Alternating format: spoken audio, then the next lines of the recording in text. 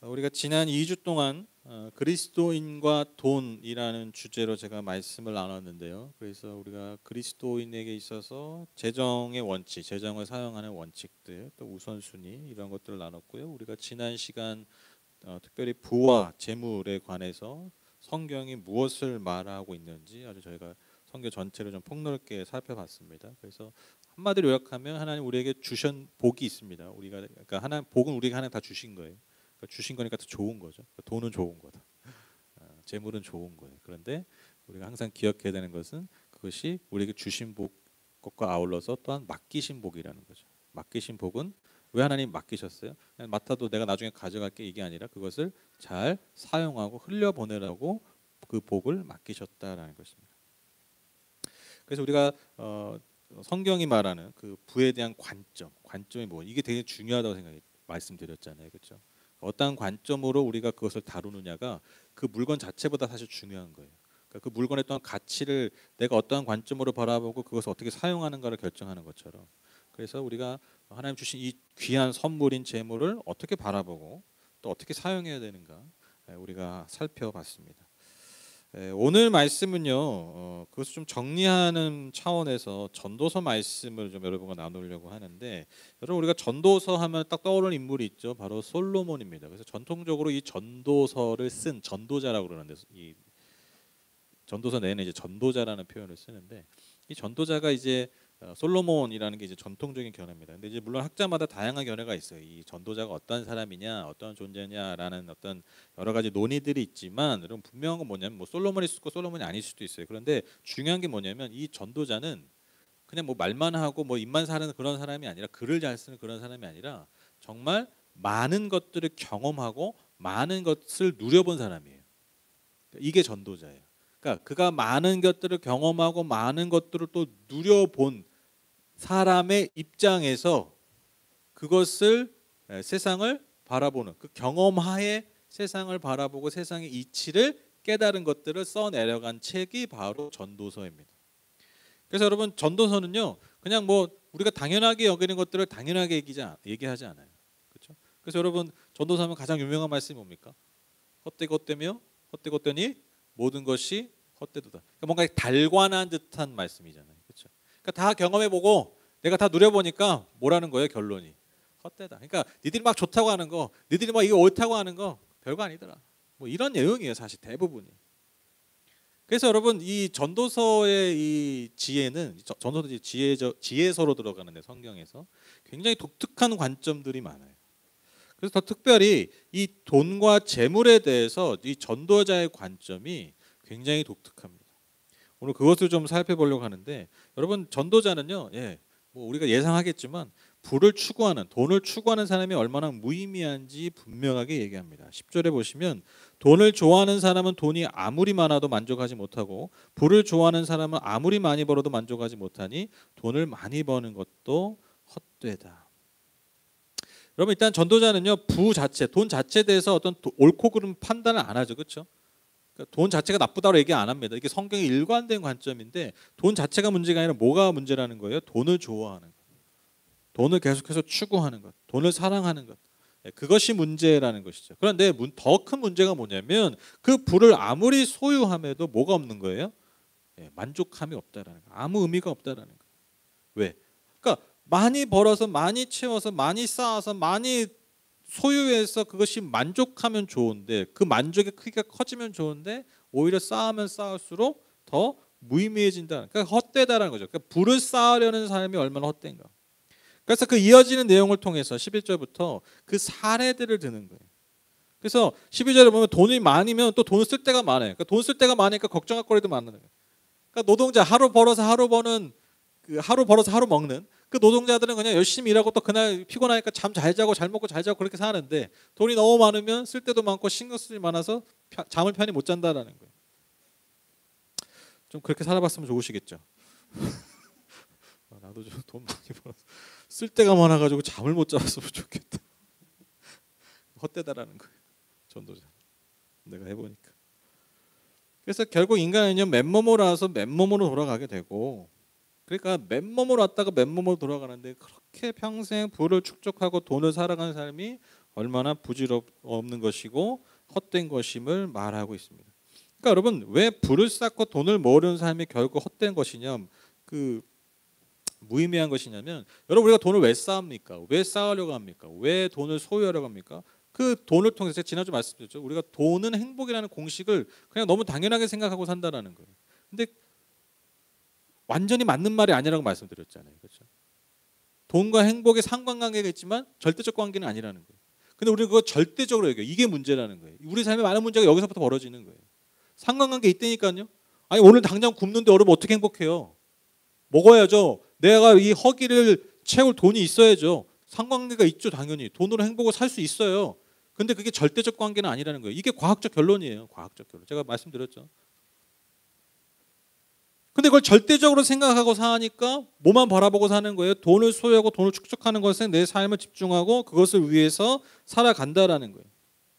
그런데 여러분 중요한 게 뭡니까? 우리가 그 행복을 채우고 그 삶을 통제하는 것이 우리의 마음대로 되지 않는다. 그래서 여러분 전도자가 말하는 게 뭐냐면 다 소용없어 이걸 얘기하는 게 아니라 부를 통해서 행복을 채울 수 없다라는 거예요. 인간은. 그리고 우리의 삶의 운명마저도 통제할 수 없어요. 내가 돈을 많으면 그것을 누리고 그것을 잘 사용하고 그걸 행복하게 써야지. 이게 우리의 운명, 내가 선택하고자 하는 내가 살고 싶은 운명인데 그건 우리가 선택할 수 없다는 거예요. 그러니까 부를 추구하는 삶이, 부 자체가 아니라 부를 추구하는 삶이 그래서 헛되다라는 것입니다. 그래서 여러분 이어서 전도자는요, 복된 삶, 그와 반대되는 복된 삶이 어떤 삶인지 이어서 제시하죠. 18절 보시면, 그렇다 우리의 한평생이 짧고 덧없는 것이지만 하나님이 우리에게 허락하신 것이니 세상에서 애쓰고 수고하여 얻은 것으로 먹고 마시고 즐거워하는 것이 마땅한 일이요 좋은 일임을 내가 깨달았다. 이것은 곧 사람이 받은 몫이다. 그러니까 애쓰고 수고하는 거, 애쓰고 수고하는 게 뭡니까? 일하는 거예요. 일. 그러니까 내가 할 일이 있고 얻은 것으로 먹고 마시며 즐거워하는 거예요. 그러니까 여러분 일하고 먹고 마시고 이런 게 뭐예요? 결국 우리의 일상이에요. 일상 그냥 일상.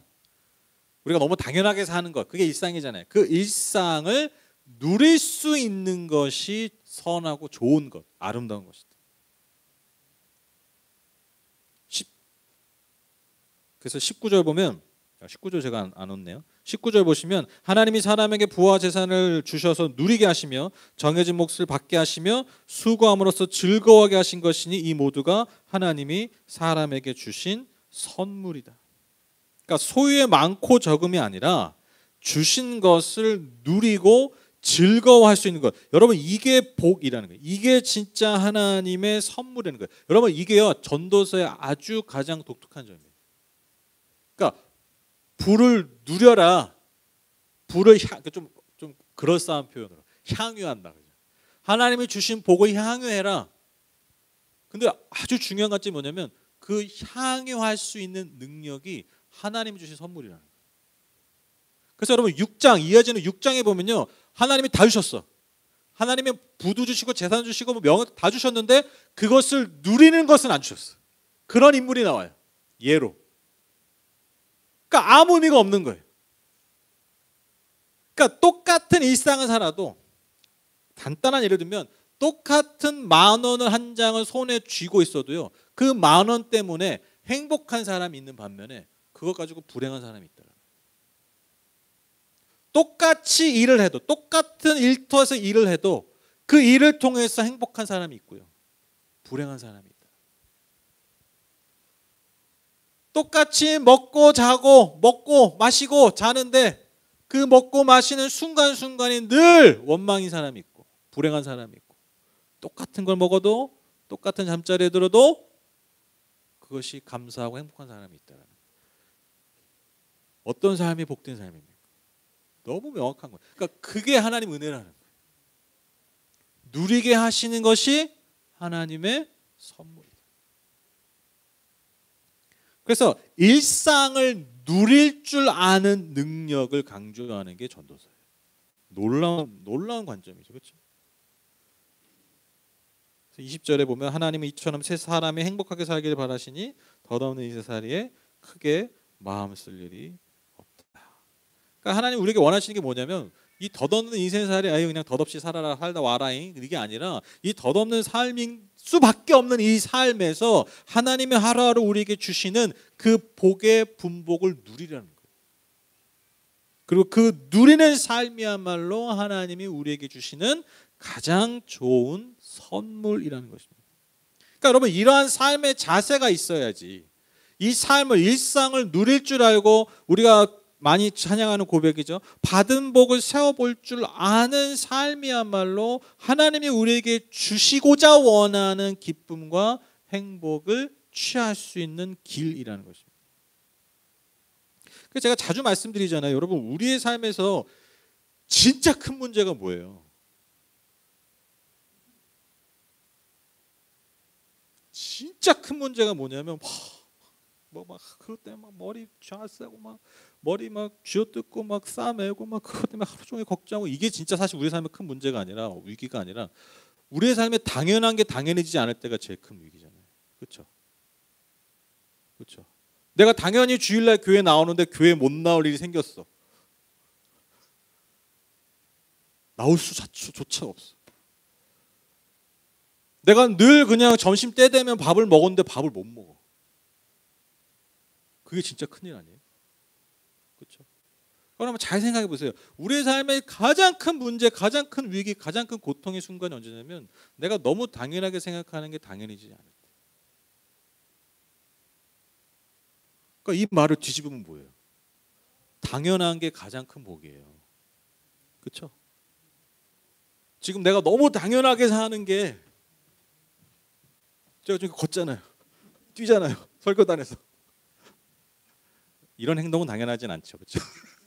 설교단에서 목사가 뛰는 건 당연한 건 아닌데, 이상한 행동인데, 제가 너무 당연하게 이렇게 걷고 하는 거, 제가 당연하게 제 목소리가 나와서 여러분에게 말씀을 전할 수 있는 거, 제가 만약 목소리가 안 나오면, 제가 병원에 있을 때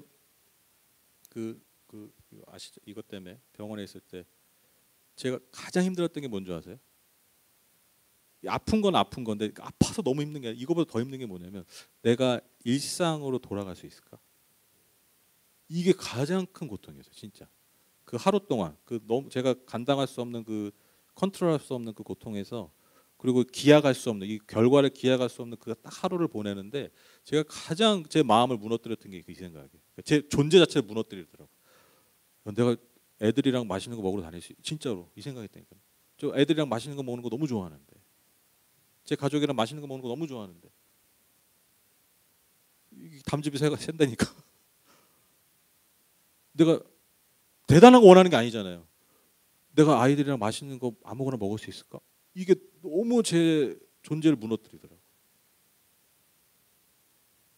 제가 이렇게 중간중간 이렇게 체크해 주시는 그 간호사분이 오셨을 때, 제가 이제 조금 살말이었을 때 뭐 체크하고 많이 좋아하셨어요, 뭐 이렇게 얘기를 하는데, 제가 진짜 딱 이 질문 하나 했어요. 제가 일상으로 돌아갈 수 있을까요? 이 질문했어요, 진짜. 그 차가 늘 이렇게 좀 사무적으로 대하던 그 간호사, 그럼요, 물론이죠. 그 말이 얼마나 위로가 됐는지. 물론이죠, 돌아갈 수 있죠. 그런데 그게 그렇게 위로가 되더라고요. 그리고 제가 이제 거기서 이제 전화도 받고 뭐 카톡도 많이 받았는데, 제가 아는 목사님한테 전화가 왔어요. 그분이 자기 아버지한테 이게 뭐 이식해 준 분이에요. 근데 그 회복하는데 3개월이 걸렸대, 병원에서. 거의 1개월인가를 거의 침대에서 거의 움직이지 못했다고 그러시더라고요. 저는 한 이틀 그러는데 미칠 것 같았는데, 한 달을 침대 위에서, 그 병원 침대에서 못 움직이시고 거의 그렇게 지냈다고. 너무 아파가지고 진짜 막 진통제도 계속 놓고, 의사들도 어떻게 관리가 잘 안 되고. 근데 그분이 살아서 지금 나랑 통화하잖아요. 그게 너무 위로가 되더라고. 이분도 나가서 지금 똑같이 사는데, 꼴랑 이틀, 뭐 일주일 병원에 있는 내가 왜 일상 회복 못하리라. 그래서 인간은 참 악해요. 남의 아픔에 위로를 얻습니다. 남의 성공에는 배가 아프고, 남의 아픔에는 아픈 배가 씻은 듯이 나. 그렇죠? 그게 인간이에요. 그게 되게 위로가 되더라고요. 그러니까 일상을 살고 있는 분이 다시 회복한 분이 저한테 위로가 됐어요. 여러분 전도사가 왜 이것들을 강조하는지 아시겠죠? 다 누려본 자가, 다 소유해본 자가 하는 말이 야 해보니까 별거 아니야 이게 아니라 내가 살아보니까 진짜 행복은 진짜 기쁨은 어디서 오느냐? 내가 많은 것을 쌓아서 그 더 많은 것을 누려서 행복한 게 아니라 오늘 내 삶에 너무 당연한 것들을 당연하게 보자. 그것이 하나님 내게 주신 복으로 알고 그래서 그것을 정말 감사함으로 기뻐함으로 누릴 수 있는 이게 진짜 하나님이 우리에게 주시는 선물이라는 거예요. 선물. 이게 진짜 복이라는 것입니다. 그래서 6장 이어진 6장 1절 6절에 뭐 아까 말씀드렸죠. 그 하나님이 다 주셨는데 그걸 누릴 수 있는 복은 안 주신 사람의 예를 드는 거예요. 그것이 얼마나 헛된 그러니까 아무리 다 가져도 명예도 가지고 돈도 가지고 또 돈 많은 사람도 있잖아요. 명예는 없고 난 돈이 최고야 그러면서 명예는 뭐 꽤나 줘 막 이러면서 근데 이 사람은 다 있어. 명예도 있어. 다 존경해. 재산도 많고 뭐 자녀도 많고 다 있어요. 근데 누리질 못하네. 얼마나 불행해. 그러니까 소유는 아무 소용 없다는 거예요. 소유는. 그래서 길게 얘기하면 그냥 넘어가겠습니다. 그래서 다시 결론적으로 말씀드리면 전도자는 계속해서 하나님께서 우리에게 주신 일상의 복을 누리고 좀 거창한 표현으로 향유하는 것에 우리의 삶의 진정한 기쁨과 행복이 있음을 말하고 있어요. 그런데 여러분 여기서 한 가지 짚고 나갈 게 있는데 오해하지 말아야 될 게 뭐냐면 여기서 복을 누리고 향유한다는 게 그래 하나님 주신 거 내가 다 누리고 다 잘 쓰고 펑펑 쓰고 살아야지. 여러분 이걸 얘기하는 게 아니에요. 여러분 성경은요 개인을 얘기하지 않아요. 항상 뭘 얘기하냐면 공동체를 얘기해요. 오늘날 개인주의 사회에서는 우리는 항상 개인화해서 보잖아요. 모든 걸. 그렇죠? 내 이야기 그러니까 객체화해서 본단 말이에요. 근데 여러분 옛날 고대 사회는요 그냥 우리예요 다. 내가 우리고 너가 나야. 그렇죠? 옛날에 뭐 그런 얘기 하잖아요. 옛날에 뭐 시골 지금도 그러지만 시골 가면 뭐 그 집에 뭐 저기 숟가락 젓가락 개수도 알고 그냥 막 집 문 허벅 열고 뭐 그러고 들어가고 뭐 그런 게 없잖아요. 경계가 없잖아요. 지금도 하물며 여러분 좀 지방에 가면 그러는데 여러분 고대 사회는요 나 개인의 삶이 없어요. 다 그냥 우리야. 가족, 공동체, 그 마을, 그 민족. 그러니까 여러분 우리가 향유한다는 여기서 말하는 향유가 뭡니까? 함께 누리는 거예요.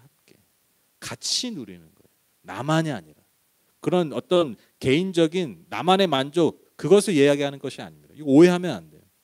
그래서 이게 앞서 우리가 살펴봤던 말씀과 연관이 되죠. 그러니까 우리가 함께 복을 누리고 향유한다는 게 뭡니까? 나만을 위해서 복을 쌓는 삶이 아니라 함께 같이 하나님 주신 복을 잘 누려야 된다는 거예요. 이게 복이라는 거예요.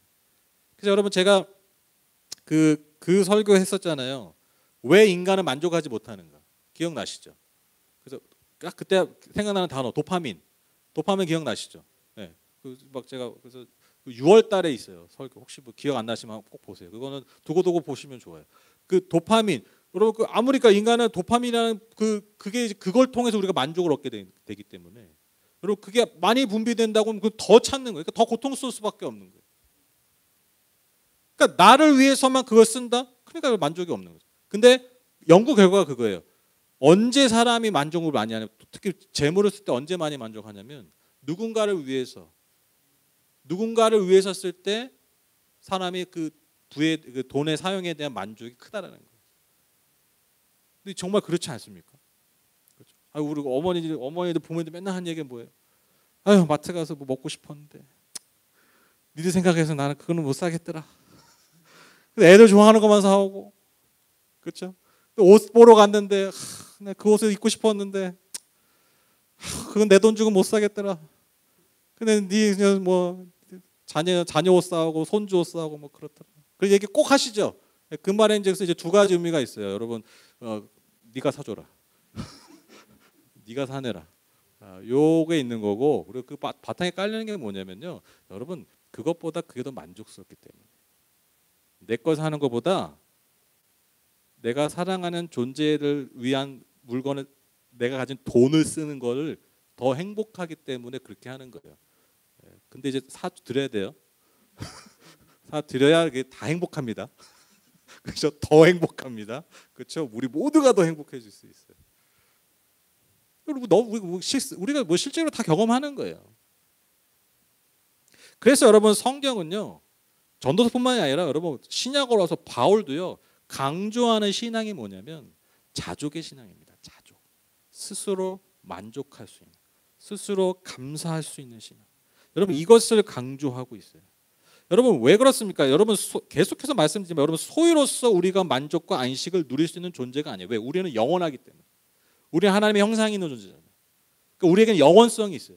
근데 여러분 우리가 숨쉬고 살고 있는 이 세상의 모든 것들은 다 뭡니까? 영원성 있는 것이 아니죠. 다 순간의 것입니다. 다 일시적인 거예요. 여러분 일시적인 것을 어떻게 영원성 있는 것으로 채울 수가 있겠어요? 똑같이 영원한 것으로만 채울 수가 있는 거예요. 또 하나님 우리를 천하보다 귀하게 지으셨다고 얘기하잖아요. 그러니까 여러분 천하보다 귀한 게 뭡니까? 우리가 이 세상을 다 얻어도 이 세상의 것을 다 내 소유로 만들어도 여러분 우리가 채워지지 않는 존재란 뜻이에요. 그렇죠? 제가 그런 얘기 드렸잖아요. 여러분 지금 오늘 누가 계약서 딱 가져와가지고 서울 청담동에 100억짜리 빌딩을 여러분에게 준다고 그냥 준다고 무상증자 해가지고 여러분이 사인만 하면 그걸 얻을 수 있어. 근데 오늘 그 사인해서 그게 내 소유가 되는데 오늘 12시 땡 하면은 죽어야 돼.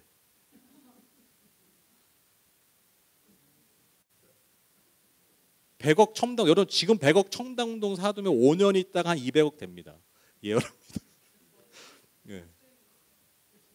그거 생각해야죠. 머리 굴려야죠. 지금 100억이 중요한 게 아니야. 강남 빌딩을 사놓으면 뭐 그냥 사는 순간 그냥 잉크도 마르기 전에 바로 올라가요. 그냥. 근데 오늘 죽으셔야 돼. 그게 계약 조건이야. 사인하실 분. 지금 근데 또 이 얘기하면 그런 얘기하더라고. 바로 내 자녀한테 준다고. 그거 안 돼. 무조건 내 소유야. 증여 안 됩니다. 여러분 사인하실 거예요, 안 하실 거예요? 사인하실 분은 교회 오면 안 되죠. 어디 가셔야 돼요? 병원 가셔야죠. 정상이 아니죠. 그건 인간이 아니죠. 누가 하겠어요, 누가? 100억? 아니요. 청담동에 있는 모든 빌딩을 다 준다고 해도 여러분 오늘 내가 그걸 사인하면 오늘 안에 내가 주는데 누가 사인하겠어요? 여러분 이게 너무 당연하죠. 너무 웃기죠. 뭔 소리야 이렇죠. 이게 인간이라는 거예요, 여러분. 이걸 아셔야 돼요. 우리가 태어날 때부터 세팅이 돼 있는 거야. 그거를 계산도 안 해. 고민도 안 해요. 고민도 안 한다고. 왜? 하나님의 형상이 있기 때문에. 그 영원성이 있기 때문에. 생명이 얼마나 중요한지 알아요. 내 생명이 무엇과도 바꿀 수 없는 존재라는 걸요. 여러분 교육학 받았습니까? 아무리 뭐 강조하고 교육하고 요즘 저희 강아지 그 오줌 뭐 이거 가는데 뭐 맨날 해도 안 돼. 맨날 혼내고 뭐 먹이 주고 별짓을 다 해도 잘 안 돼. 별짓을 다 해도 잘 안 돼. 그 간단한 똥오줌 가리는 거. 그렇게 가르쳐도 안 되는 거. 여러분 생명이 귀하다는 거 여러분 교육 받으신 적 있어요? 이게 인간의 신묘막측한 거예요. 이게 신묘막측한 거. 저와 여러분이 그런 존재예요. 그러니까 이 존재값으로 사는 사람들인데 여러분 이 땅의 소유로 나를 찾고 채우려고 하고 그것이 너가 행복한 비결이라고 말하는 이 세상의 이 속삭임에 우리가 속절없이 계속 속아 넘어가는 거예요. 그래서 여러분 바울이 이렇게 얘기합니다. 디모데전서 6장 6절 10절입니다. 자족할 줄 아는 사람에게는 경건은 큰 이득을 줍니다. 우리는 아무것도 세상에 가지고지 않았으므로 아무것도 가지고 떠나갈 수 없습니다. 우리는 먹을 것과 입을 것이 있으면 그것으로 만족해야 할 것입니다. 딱 느낌이 아까 전도사랑 비슷하죠. 저는요 개인적으로 제가 이 본문을 연구했었는데 저는 이 바울의 이 디모데전서 6장 6절 10절은요 전도서 오늘 읽은 본문의 주석 같은 거예요. 거의 같아요.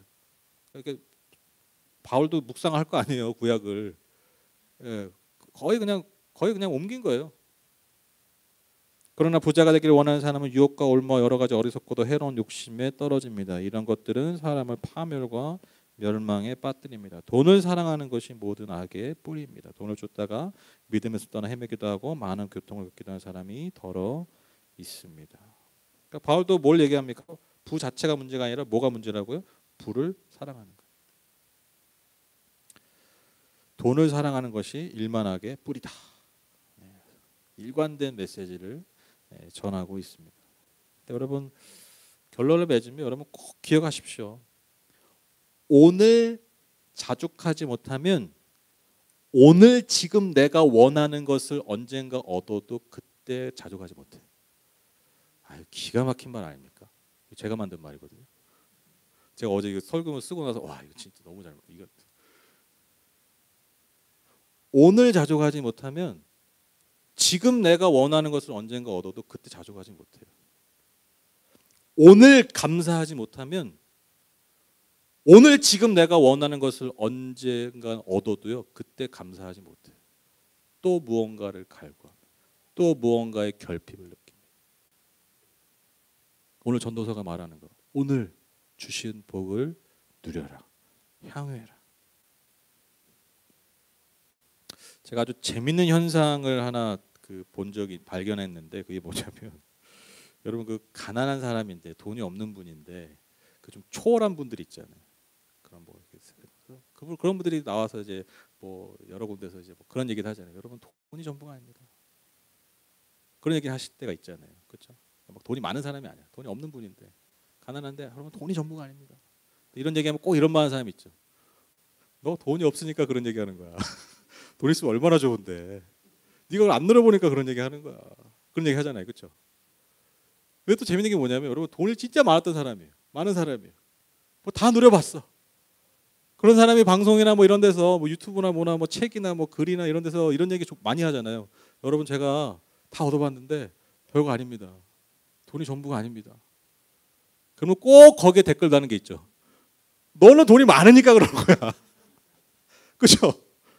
돈이 많으니까 너가 그런 소리 할 수 있는 거야. 너가 다 해보니까 야 돈 없는 사람은 그런 얘기 못해. 항상 벌어지는 반응이에요. 돈이 없는 사람이 그에 만족해서 사는데 돈이 그래서 전부가 아니라 얘기하면 꼭 그건 너가 돈이 없어 안 누려봤으니까 하는 얘기고 또 정말 다 누려본 사람이 그런 얘기를 하면 너는 누려봤으니까 그런 얘기 하는 거고. 질문입니다. 여러분 돈이 문제입니까? 사람이 문제입니까? 사람이 문제예요. 그렇잖아요. 이게 모순이잖아요. 너가 안 누려봤으니까 그런 얘기하는 거야. 다 누려본 사람 똑같은 얘기 한다니까? 또 반대로 얘기하죠. 넌 돈이 있으니까 그런 얘기한다. 돈이 문제가 아니라 사람이 문제. 소유의 문제가 아니라 오늘 나의 문제입니다. 그리스도인과 돈이라는 주제로 제가 3주 동안 여러분과 말씀을 나눴는데 여러분 성경이 돈 얘기 많이 합니다. 제가 말씀드렸죠. 성경은 의외로 돈 얘기 많이 해요. 근데 왜 돈 얘기를 많이 한다고요? 그것이 우리의 신앙과 삶에 직결되기 때문에. 더 중요한 것은 종교적인 이유가 아니에요. 그것이 진짜 우리의 삶의 복과 관련되어 있기 때문에. 하나님이 우리에게 원하시는 삶이 뭡니까? 우리에게 복 주시길 원하잖아요. 우리가 쉽게 얘기하면 우리가 잘 살길 원하세요. 우리가 행복하게 살길 원하세요. 그래서 돈 얘기 많이 하시는 거예요. 종교적인 이유가 아니에요. 우리의 삶의 실제와 관련된 얘기이기 때문입니다. 인간이 누리는 참된 복이 무엇인가, 진짜 복된 삶이 무엇인가, 그것을 우리에게 알려주고자 하시기 때문입니다. 그래서 여러분 우리가 구원은요 전적인 하나님의 은혜로 누리는 건데 여러분 복을 누리는 삶은 그런 것 같지는 않아요. 그건 우리의 반응이에요. 그거 저절로 되는 게 아니에요. 우리의 반응, 우리의 말씀에 대한 반응, 적극적인 반응, 여러분 그것이 결정합니다. 그래서 여러분 오늘 설교 제목처럼 돈 쌓기보다 중요한 것을 우리가 기억해야 돼요. 돈 쌓는 거 중요해요. 열심히 버는 거 중요합니다. 근데 그거보다 중요한 것들을 우리가 항상 생각해야 된다. 그리고 그것을 위해서 우리가 반응할 수 있어야 되는 것입니다. 소망하는 여러분, 우리 모든 성도님들이 이 3주의 이 말씀을 통해서 정말 복된 삶으로 걸어가시고 반응하시는 저와 여러분 되셨으면 좋겠어요. 그래서 하나님 우리에게 주신 그 일상의 복들, 부어주신 복들을 세어보고 누리며 나눌 수 있는, 그래서 진짜 하나님 주시는 참된 기쁨과 만족의 삶을 살아가시는 저와 여러분 다 되시기를 주님의 이름으로 축복합니다. 찬양하겠습니다.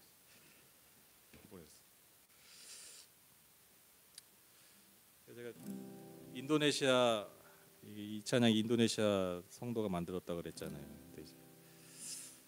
무슬림의 박해 때문에 그곳에서 믿음과 신앙을 지키고 있는 사람이 만약 저예요. 제가 제가 오늘 성도님들 비가 올까 바람이 불어서 옷이 젖고 그런 걱정하고 있을 때 인도네시아 인도자 찬양 인도자는 뭘 걱정했을까라고 했을 때 우리 성도님도 오늘 잘 살아 계시겠지. 피해는 없으셨겠지. 예수 믿는다고. 그런 생각하면서 이 찬양 부를 수 있을까라는 생각하니까 진짜 쉽지 않잖아요. 그렇죠? 진짜 막 삶을 걸고 생명을 걸고 주님을 믿는 사람들 앞에서 내가 또 막 모든 거 다 드려 참 쉽지 않겠다. 그런 몰곡자가 생각하니까 이렇게 딱 부르는데 이렇게 위기가 왔었어요. 잘 꿀꺽 삼켜서 잘 불렀습니다. 여러분 복이 다른 게 아니죠, 그렇죠? 우리가 이렇게 마음껏 예배할 수 있는 것이 얼마나 여러분 감사한 일입니까, 그렇죠? 우리가 우리의 몸으로, 우리의 발로 와서, 우리의 입술로, 우리의 목소리로 노래할 수 있다라는 것, 반응할 수 있다라는 것 얼마나 감사한 일인지 그분의 은혜를 기억하면서 우리 다시 한번 이 찬양 드렸으면 좋겠습니다. 나의 피난처 예수 의지해요. 나의 피난처 예수 의지해요. 나의 가는 길에 거센 바람 몰아쳐와도 나의 피난처 예수 의지해요. 다시 한번 나의 피난처 예수 피난처 예수 의지해요. 나의 피난처 예수 의지해요. 나의 가는 길에 거센 바람 몰아쳐와도 나의 피난처 예수 의지해요.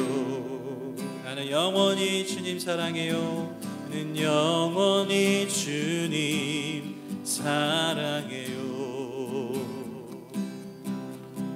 나는 영원히 주님 사랑해요. 세상 어떤 것도 나의 사랑 끊을 수 없네. 나는 영원히 주님 사랑해요.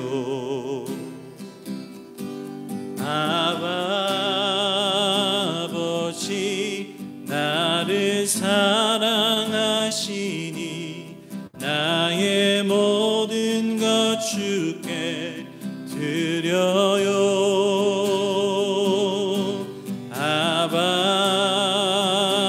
아버지 내가 여기 있으니 주의 영광 위하여 써주세요.